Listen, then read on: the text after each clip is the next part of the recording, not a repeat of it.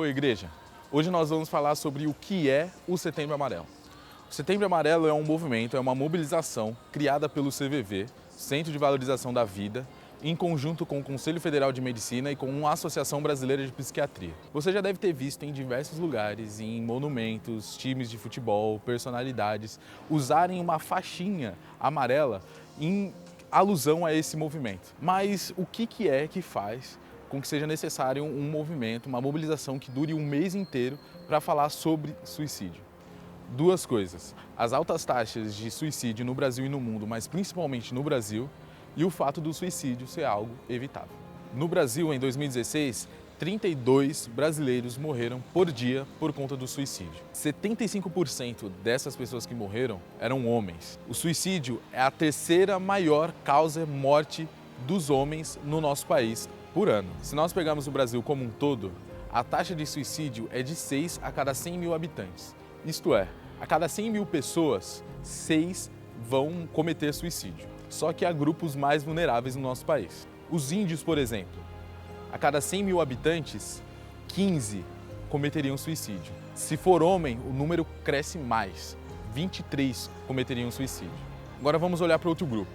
A taxa de suicídio entre jovens negros é de 6 a cada 100 mil habitantes, na média do Brasil. Só que entre jovens brancos é de 3 a cada 100 mil habitantes.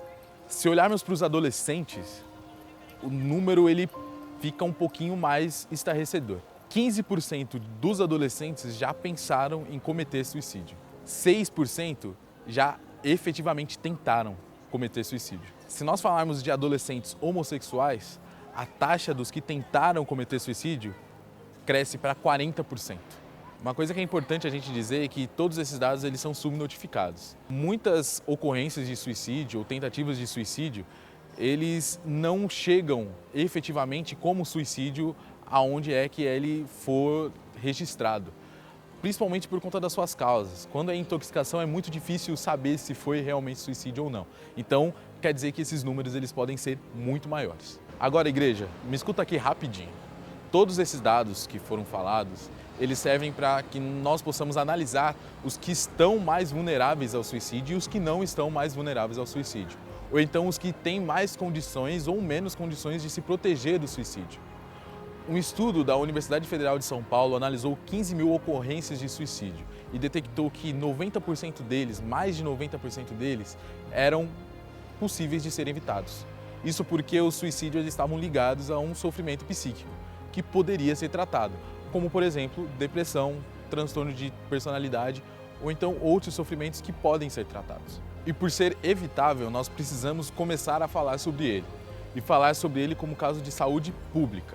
A grande dificuldade que nós temos, enquanto igreja, enquanto sociedade, de falar sobre sofrimento psíquico é porque nós tratamos sofrimento psíquico não como adoecimento, mas como frescura, como falta de vontade, como falta de Deus ou então como consequência do pecado.